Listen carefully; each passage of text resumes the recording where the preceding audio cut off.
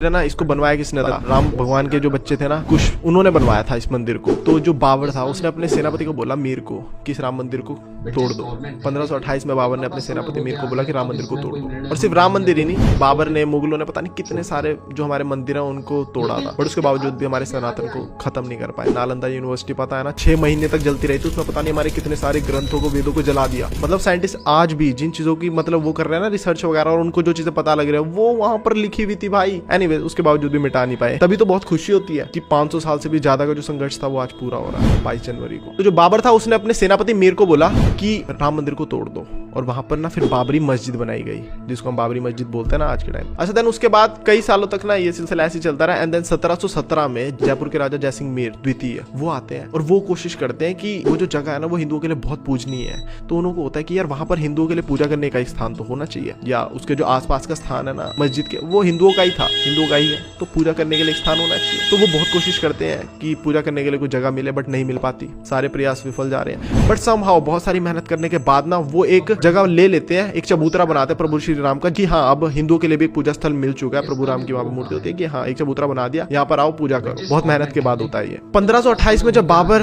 ने राम मंदिर को तोड़ा था ना, तो उसका जो गुस्सा था फाइनली हिंदुओं के मन में वो फटता है 1813 में। और वो ना जोर जोर से फिर भाई उनके अंदर का जो उबाल है वो फटता है और बोलते हैं भैया यहाँ पर मंदिर थी, मस्जिद बनाई गई है, हमारे मंदिर को तोड़कर। तो जब इनका गुस्सा फटता है ना, तो वहां पे फैजाबाद का जो एक अंग्रेज अधिकारी था, फिर वो वहां पर जाके चेकिंग करता है मस्जिद में। एंड देन वो देखता है कि बात तो सही है, जो ढांचा है मंदिर जैसा दिख रहा है, मतलब अंदर कलाकृतियां थी ना जो दीवारों पर, वो भी देवी देवताओं की थी हमारे। तो वो वहां से क्लैरिटी मिल जाती है कि हाँ यार ये है तो मंदिर ही था भाई यहाँ पर। उसके बाद जो एक ब्रिटिश सर्वेयर था ना मार्टिन, उसकी भी ना एक रिपोर्ट आती है, वो सर्वे करके जाता है ना, तो उसकी जब रिपोर्ट आती है तो उसमें भी ये क्लैरिफाई हो जाता है कि जो मस्जिद है ना उसका जो पिलर है वो मंदिर का है भाई। जैसी ये खबर बाहर आती है उसके बाद तो जो कलेश मचता है भाई। फिर उसके बाद क्या होता है कि मस्जिद के अंदर एक जगह मिल जाती है कि भैया पूजा अलग जगह होगी और नमाज अलग जगह होगी, मतलब ऐसे में फिर एक जगह मिल जाती है अपन लोगों को।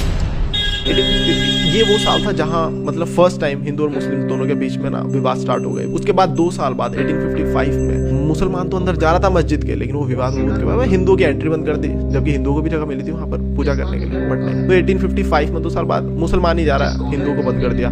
बट देन 1858 में कुछ ऐसा होता है जो चुम्मेश्वरी होता है, मतलब गजब होता है। निहंग सिंह फकीर साहब वो अपने 25 साथियों को लेकर मस्जिद के अंदर घुस जाते हैं और कब्जा कर लेते हैं मस्जिद के ऊपर। एंड देन वहां पर पूजा पाठ करते हैं और कोयले से बाहर बड़ा बड़ा जय श्री राम लिख देते हैं। एंड कितनी अच्छी बात है, मतलब पहले तो सब एक ही थे। आज के टाइम पर वो कनाडा में बैठे हुए बाहर के वो जो खालिस्तानी कुछ दरार पैदा करी जा रहे हैं, ब्रेन वॉश करी जा रहे हैं, जबकि सब हिंदू सिख भाई भाई पुराने वाले देखो। उसके बाद 1885 में पहली बार ये जो विवाद होता है ना इसको कोर्ट में पहुंचाया जाता है, जिसमें निर्मोही अखाड़ा ना ये अपील करते हैं कि जो हम हिंदुओं के लिए वो चबूतरा दिया गया पूजा के लिए, उसकी प्रॉपर कंस्ट्रक्शन होनी चाहिए, अच्छे से बना कर दो हमको उसको। बट जो कोर्ट होती है ना वो उसके लिए भी मना करती है। भाई हमारा मंदिर था, तोड़ के मस्जिद बनाया सब कुछ, उसके बावजूद भी हम ही कोर्ट को बोल रहे हैं कि भैया वो चबूतरे को परमानेंट कंस्ट्रक्शन कर दो, उसकी पूजा करते हैं वहां पर, और उसके लिए भी मना कर दिया। तो सोचो हमारे देश में हमारे मंदिर बनाने के लिए हमें कितना कुछ सहना पड़ा है, बुरा हाल है।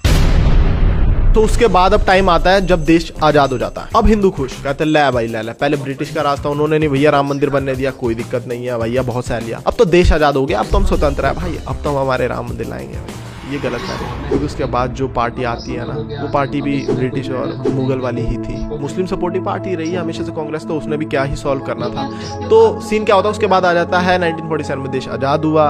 हमें लगा भैया अब तो मरेगा, मंदिर नहीं बना। उसके बाद आ जाती है बात 1949, 2 साल बाद। तब कुछ ऐसा होता है जिसको देख के सारे के सारे हैरान हो जाते हैं। अचानक से मस्जिद के अंदर ना प्रभु राम की मूर्तियां प्रकट हो जाती है, घंटियों की आवाज बजनी स्टार्ट हो जाती है, जिसको देखकर सारे मुस्लिम कहते हैं कि नहीं ये जो है हिंदुओं ने किया है। वहीं सारे के सारे हिंदू बोलते हैं कि नहीं भैया हमारे प्रभु राम ने खुद प्रकट हुए हैं, खुद जन्म दिया भैया। वहां पर खबर बहुत फैल जाती है, बहुत बड़ी खबर बन जाती है, ठीक है। उसके बाद ये पहुंच जाती है दिल्ली तक। देन उस टाइम पर जो थे हमारे पीएम थे पंडित जवाहरलाल नेहरू साहब, तो उन्होंने क्या किया, उन्होंने बोला वहां के डीएम को के नायर को कि भैया इस विवाद को सॉल्व करो, जो भी है जैसा मस्जिद पहले था वैसा का वैसा ही कर दो, मूर्ति हटा दो। और जो वहां के डीएम था ना के नायर, उसको पता था कि भैया ना सिचुएशन खराब है, यहाँ पर बहुत भीड़ जमा हो रखी है, नहीं हो पाएगा। तो उन्होंने बोला नहीं हो पाएगा। पंडित जवाहरलाल नेहरू साहब ने दोबारा बोला कि भैया हटा दो मूर्ति को, मस्जिद जैसा वैसा रहना दो, तुम देख रहे हो। बट स्टिल के नायर ने मना कर दिया और इस्तीफा दे दिया कि नहीं भैया मैं तो ये काम नहीं करूंगा, जो गलत है सो गलत है। एंड देन जाते जाते ना एक एडवाइस जरूर दी, कहा कि मूर्ति हटाने की कोशिश मत करना, पहले वाला सिस्टम खत्म हो चुका है, मूर्ति मत हटाना।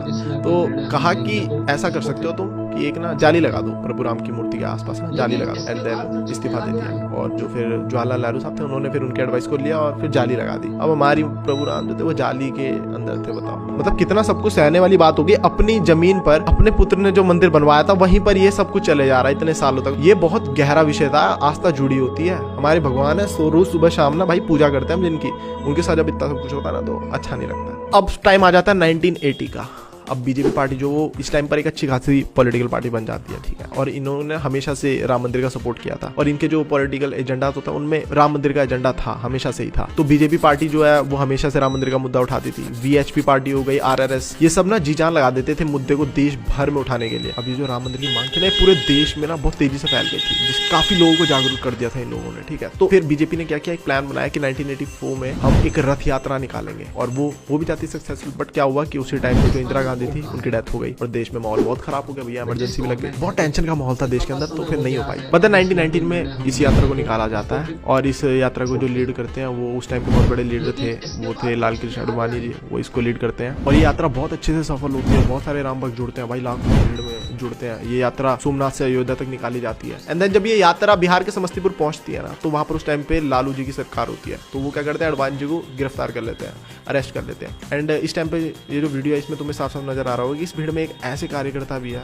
जिसको पता नहीं था कि आने वाले टाइम में वो पूरे वर्ल्ड का सबसे पावरफुल नेता बनेगा। हाँ, नरेंद्र मोदी साहब। खैर जो हमारी यात्रा होती है वो अयोध्या पहुंच जाती है एंड जो कार सेवक होते हैं ना वो क्या करते हैं, जो ढांचा उसके ऊपर ध्वज फहरा देते हैं हमारा जय श्री राम का। क्या बात है। लेकिन उस टाइम पर जो थी यूपी में मुख्यमंत्री मुलायम सिंह जी की सरकार थी, तो उनको ये चीज अच्छी नहीं लगती और वो क्या करते हैं, गोलीबाजी स्टार्ट करा देते हैं। बताओ, उसमें हजारों लोग मारे जाते हैं भैया, हजारों कार सेवक मारे जाते हैं। ये बहुत सैडेस्ट पार्ट है भाई राम मंदिर के लिए। फिर तुम बोल रहे हो कि खुशी क्यों नहीं होगी, मतलब लोगों ने अपनी जाने दी है भाई, जाने दी है लिटरली। फैमिलीज के कमाने वाले लोग थे, वो बच्चे थे, हर कोई मरा है। और ये सब इतना दर्दनाक था ना कि भैया तुम लोग सह नहीं पाओगे। बट ये बातें तुम्हें पता होनी चाहिए। खुश तो सारे के सारे अयोध्या में राम मंदिर बन रहा है, लेकिन एटलीस्ट तुम्हें पता होना चाहिए कि पीछे की हिस्ट्री क्या, तब तुम और ज्यादा हर्षोल्लास से मनाओगे भैया दिवाली, दीप जलाओ। कितने सारे कार सेवक ने अपनी जान दी थी भैया। आता है 1992, सरकार थी बीजेपी की एंड कल्याण सिंह जी थे उस टाइम पे वहाँ के सीएम, जिनको ना कोर्ट ने पूरे आदेश दिए हुए थे कि भैया मस्जिद को कुछ नहीं होना चाहिए। लेकिन फिर एक दिन ऐसा आता है भैया जिसको हम शौर्य दिवस के नाम से आज भी याद रखते हैं, 6 दिसंबर